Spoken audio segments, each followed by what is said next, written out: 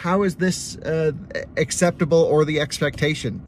And a good morning to you. It is 4:45 in the morning, roughly. Welcome to another Out of Spec Reviews video. We are, oh, wrong button on the Rivian. That was lock. We need unlock.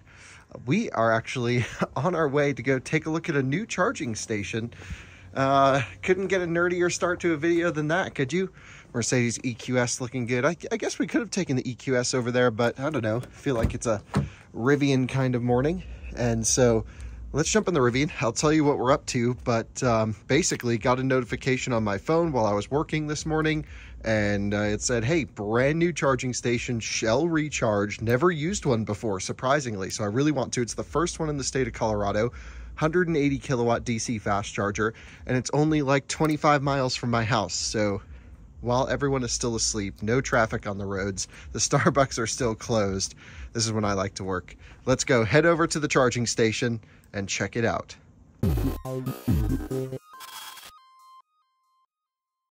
Well, a good morning to you, and we are in the Rivian R1T, and what a way to start the day. We're gonna go take a look at a charging station.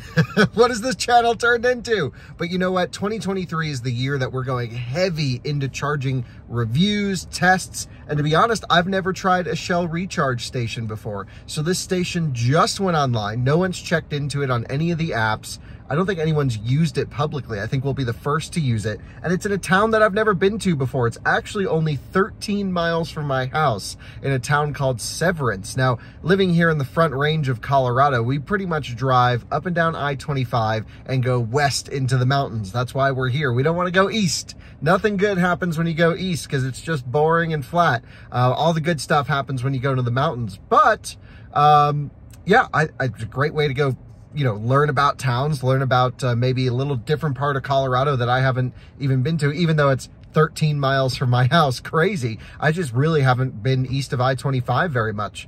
So A, that'll be kind of cool. B, it's a Shell Recharge 180 kilowatt unit. So let me show you a little trick I'm doing with the Rivian here, and then we'll hit the road and go try this thing out. We are currently at 54% state of charge. You guys know I always leave my batteries pretty low. I try not to charge them very high just for longevity. So the Rivian usually sits somewhere around here. I charge it up to 70%, and I don't plug it in every night to get back up there. What I'm currently doing is I've plugged in the Electrify America station in Loveland, Colorado. The reason is where we're heading is somewhere over here, and the truck doesn't know that this charger exists yet. It's a brand new one. I don't even think they have Shell Recharge as their list of networks. They show Greenlots, which Shell Recharge purchased, so this maybe will just get rebranded from Greenlots to Shell Recharge. Anyway, what I've actually done is I've programmed in the Electrify America station, because it's quite chilly outside, 28 degrees, the battery pack is cold in this. So I wanted to precondition the truck to the charging station. So I'm going to basically ignore the nav. We're going to put it on mute, and then I'll manually navigate it just on my phone over here to the town of Severance, where we'll find the charger. So Starbucks doesn't open for a few more minutes. Perhaps I can hit it on the way out of town. There's one just on the east side if we go down Harmony. So we could do that. And yeah, let's hit the road. We got some dew on the windshield, so let's get rid of that. And let's go try out this Shell Recharge station for the first time. It is a foggy one out this morning, so we are running front and rear fogs just because we can, because we have them. But it's great to drive when no one's out on the road. And you know, I usually wake up a couple days a week to do some stuff for our overseas projects. We have some things going on in Europe, and you know, just was up working early this morning, got a little ding that said this charger's up. I'm like, oh dang, let me blow through some work and let's go check this out. So this is perfect timing. And yeah, Rivian, so cool. Love my truck. Glad to be back in it. I actually just had a flat tire and they patched it, which was really nice. And it's currently raining, snowing. I don't even know what it's doing out there. It's 28, but it doesn't look like snow. Anyway, let's go hit the road. I'll let you know when we're close. We'll check this thing out.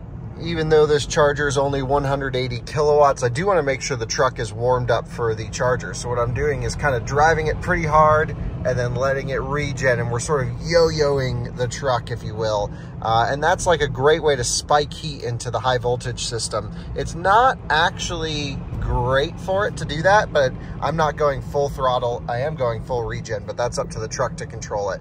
So we're just gonna kind of do this when appropriate. No one's on the road, so you can kind of drive it a little bit like an idiot. And I've already gotten all the regen limit away and everything like that. So we'll do this kind of yo-yo it though, although now we're getting onto a main road, maybe we won't do it as much. But yeah, that's a great way to, you know, if you're just need to get out on the way to, you know, your destination, you have a low battery, you need to fast charge, just yo-yo the thing as hard as you can.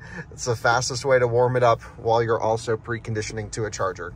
Good morning from Starbucks. They opened at 5 o'clock. It is 5:03, and we are the first customers of the day rolling into the drive-thru here. Very nice.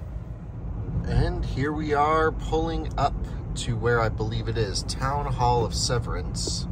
Let's go over here. Right turn must turn right. Okay. I believe it's back in here. Let's see if we can find them. Hopefully they're online and working. I think they're in this little back parking lot. Aha! I see 2 chargers over here. Wow, really nice looking fire station. That is beautiful. Who knew all this was out here? Well, I guess everyone who lives here. And there they are, just 2 units sitting in the back of a dark parking lot. How about that? Okay, never used these chargers before. Let's pull up to this one here. Are these the Telus chargers? No. They're the ABB 180 kilowatt ones. We put the E and EV, XL Energy. You know, I give utilities a lot of crap for holding up EV adoption. I don't believe XL is one of them. XL is awesome. And they actually have, because we're moving into a new building, and I was talking to my friend Brandon about, you know, demand charges and how much it's actually going to cost to run some DC chargers, which I'd like to have some open to the public actually. And, you know, if we had Excel, which unfortunately we don't, it would be so much cheaper. They really have a great EV plan. So let's talk a little bit more about that. Let's explore the chargers, the install. We're just in the back of this parking lot. Let's get the truck charging first. And yeah, let's try this thing out. So a very eerie vibe this morning here charging, but I think this is actually our local utilities charging network. XL Energy is putting in their own chargers, which makes a lot of sense as a utility because you can just amortize this site out forever. You can put it in places, you know, right next to your transformer. So let's take a look at the transformer. Let's see what we have going on here really quick.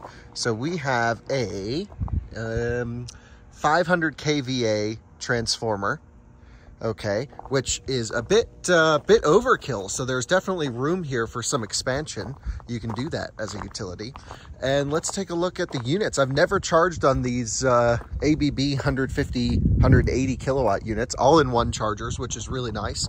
So you have all of your switch gear right there, and boom, charger. Dirt lot, super easy to do. A couple concrete slabs. This is what I'm talking about. Right off the road. The road's literally right there. This is perfect. This is really great. Not many amenities, but, you know, what more could you want heading out into rural eastern Colorado? It's still pretty populated over here. So I see they have a Shell Recharge QR code. I've just actually set up the Shell Recharge app, but I'm going to see what happens when I scan the QR code and let you know. So let's do all this. Let's get it going and see how these things charge. This is actually pretty funny. Now that the lights are off on the truck, I actually can't even read. The camera does a better job than my eyes of picking up anything. It asks for the station ID, and it's so dark that I genuinely need to use a flashlight to read any of the numbers on here because that screen is so bright.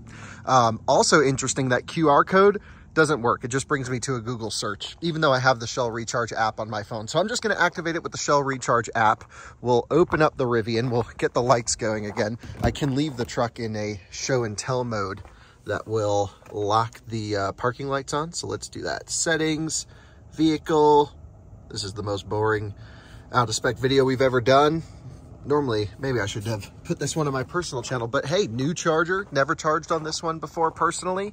And new Shell Recharge situation. So station ID, there we go, 33556. When you scan this QR code, all it does is bring up 33556 in a Google search. It's like, why does this stuff have to be hard? That I don't understand. But all right, I was just giving XL Energy props here.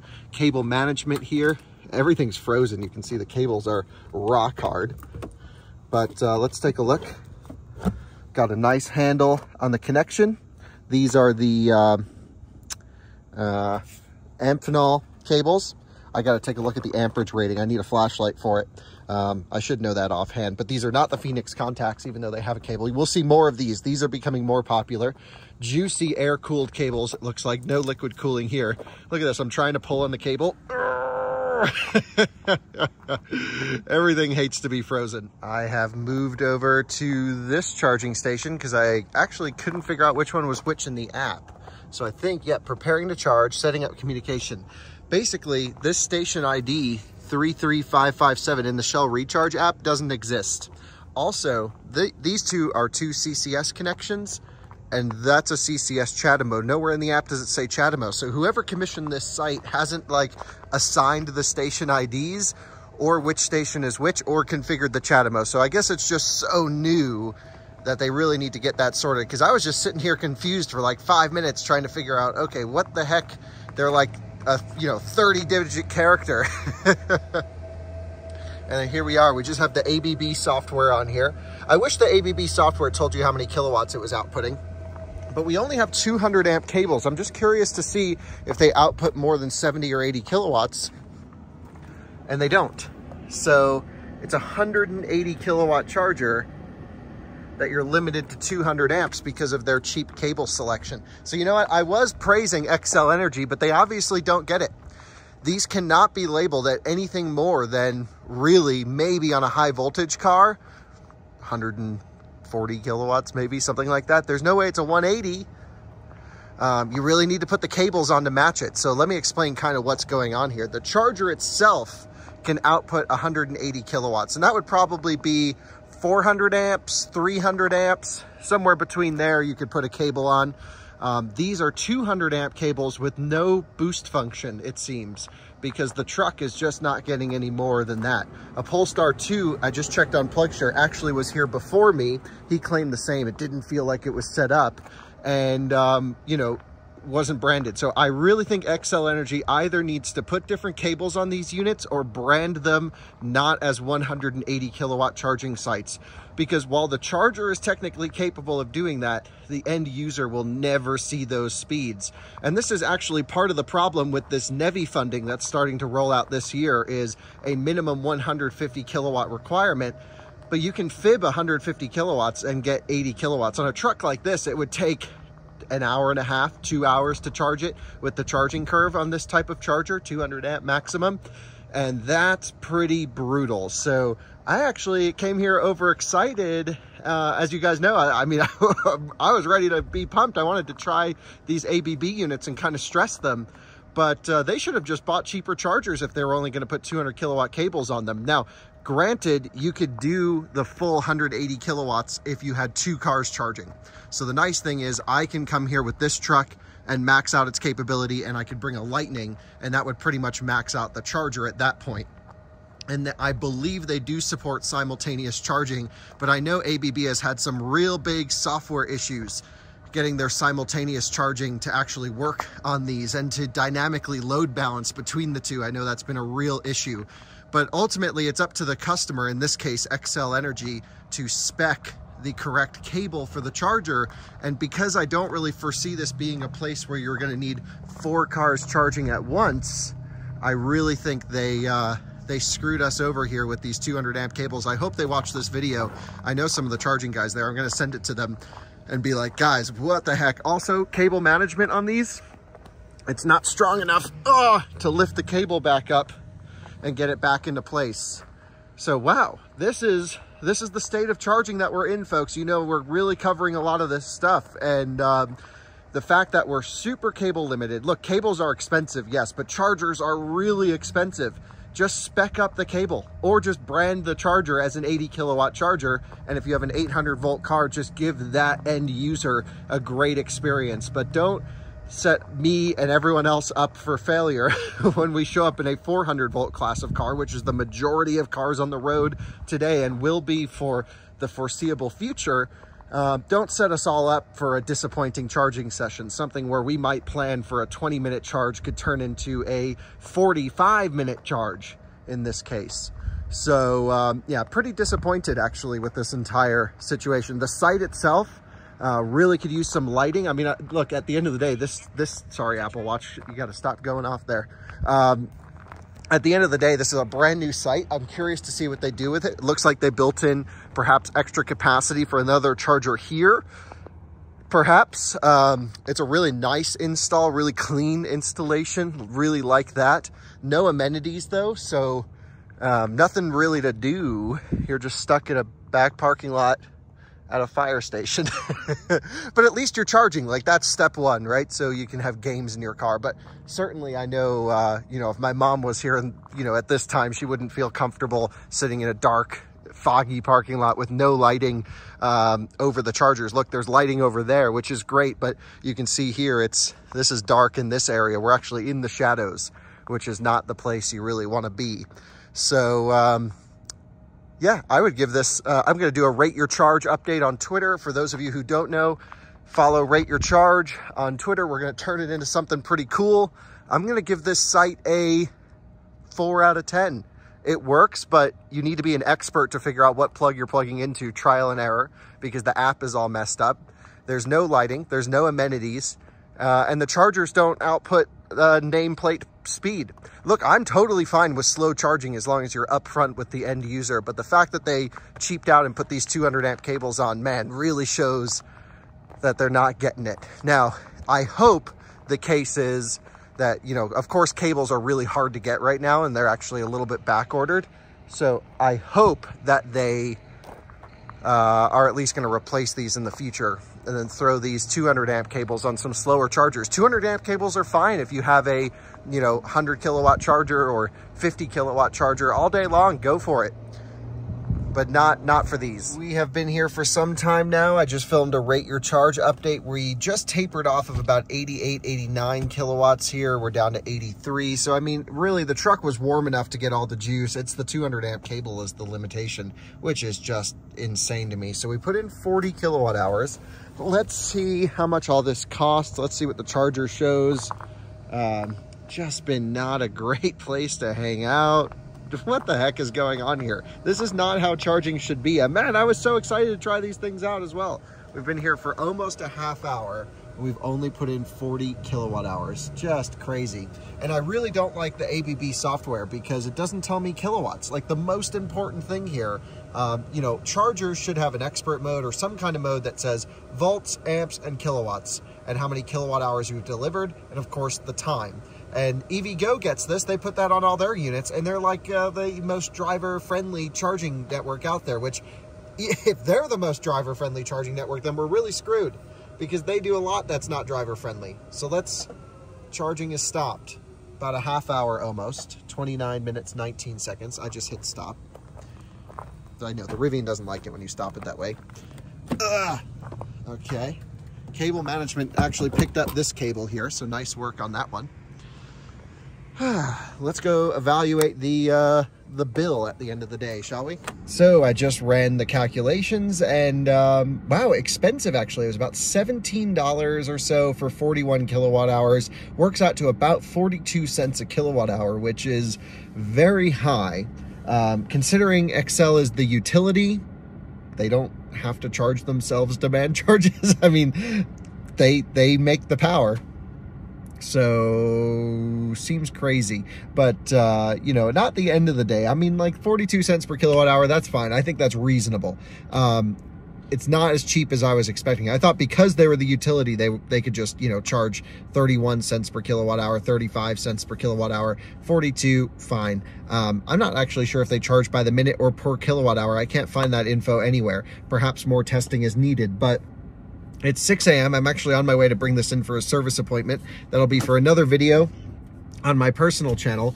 And wow, just in shock. This is the EV driver experience right now. Show up to the back of a dimly lit parking lot, have no credit card terminals, have a QR code that leads you to a Google search instead of anything helpful, download an app, select the charger in the app that doesn't isn't the correct number at all. There's nowhere on the charger that it says the number in the app, that really long VIN number looking thing.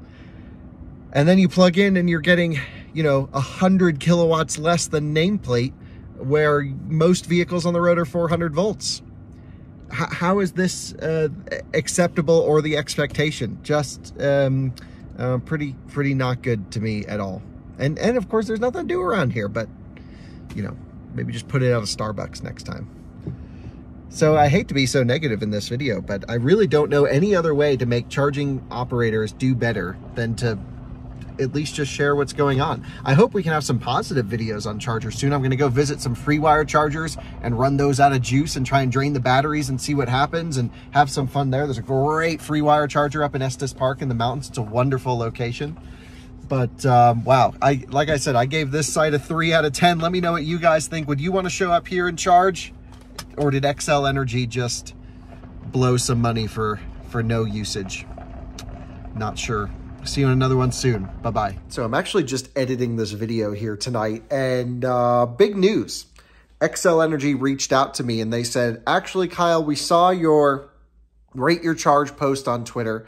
We saw your LinkedIn post. For those of you who don't know, I tend to approach Twitter from like a consumer side as an EV owner, sharing my experiences. But then on LinkedIn, I tend to get more into the business side of things. You know, I have a lot of connections that work in the charging industry, and I wanted to use this video as sort of a cautionary tale for those installing chargers. Pretty much every charge point operator is sort of following me on LinkedIn, and I don't know, I just started posting on there a few weeks ago, and already I think my posts are having a bit of an impact, sharing the driver's perspective, reminding people in the industry sort of what we expect as EV drivers.